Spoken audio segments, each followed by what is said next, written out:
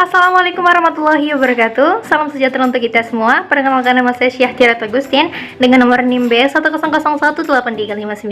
Saya dari Fakultas Hukum Universitas Jambi angkatan 2018. Baiklah teman-teman, di video kali ini saya akan membahas materi tentang sumber hukum acara Mahkamah Konstitusi dan kekhususannya untuk memenuhi tugas dari Hukum Acara Peradilan Konstitusi dengan dosen pengampu Bapak Andrizul SHMH dan Bapak Muhammad Eriton SHMH.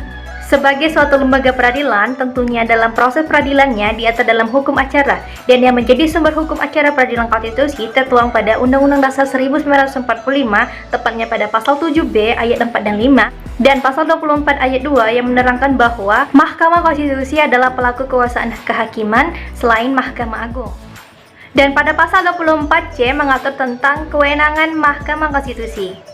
Selain itu, ada Undang-Undang Nomor 24 Tahun 2003 yang telah diubah menjadi Undang-Undang Nomor 8 Tahun 2011 tentang Mahkamah Konstitusi. Dan di dalam Undang-Undang Nomor 24 Tahun 2003 telah menjelaskan secara umum bagaimana beracara di Mahkamah Konstitusi dan diatur mulai dari pasal 28 sampai dengan seterusnya. Selain undang-undang, ada juga putusan Mahkamah Konstitusi yang memang diminta lahir untuk memudahkan Mahkamah Konstitusi di dalam melaksanakan kewenangannya, karena ini merupakan rangkaian formil yang dilakukan untuk melaksanakan rangkaian material.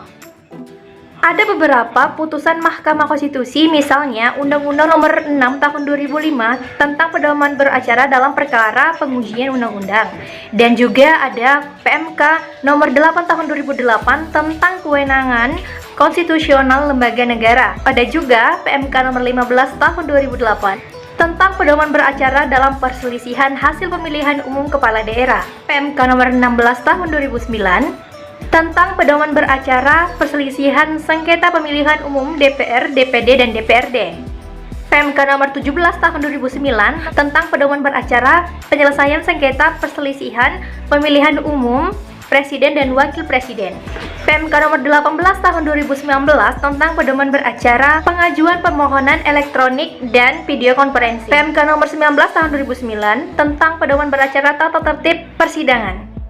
Dan terakhir, PMK Nomor 21 Tahun 2009 tentang pedoman beracara dalam memutus pendapat Dewan Perwakilan Rakyat mengenai dugaan pelanggaran yang dilakukan oleh Presiden dan Wakil Presiden. Hukum acara Mahkamah Konstitusi memiliki karakteristik khusus karena hukum yang ditegakkan tidak merujuk pada undang-undang atau kitab undang-undang tertentu, melainkan pada konstitusi sebagai dasar dari hukum dan sistem hukum itu sendiri. Karakteristik hukum acara Mahkamah Konstitusi yang pertama adalah Mahkamah Konstitusi dalam mengadili suatu perkara menggunakan konstitusi itu sendiri untuk mengadili suatu perkaranya. Yang kedua adalah ultra petita atau keputusan Mahkamah Konstitusi mengenai pandangan dari beberapa para ahli telah dianggap menjadi salah satu prinsip hukum acara. Artinya, hakim dilarang memutus suatu perkara melebihi yang dimohonkan atau ultra petita. Ketentuan ini diatur pada pasal 178 ayat 3 HIR dan pasal 189 ayat 2 dan 3 RBG. Karakteristik hukum acara Mahkamah Konstitusi ditandai dengan adanya asas-asas hukum acara yang berlaku khusus untuk peradilan konstitusi dijalankan oleh Mahkamah Konstitusi.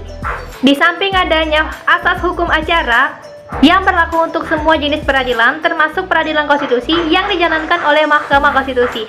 Baiklah teman-teman, mungkin itu saja yang dapat saya sampaikan. Kurang dan lebih saya mohon maaf. Kepada Tuhan saya mohon ampun. Saya akhiri billahi taufiq wal hidayah. Wassalamualaikum warahmatullahi wabarakatuh.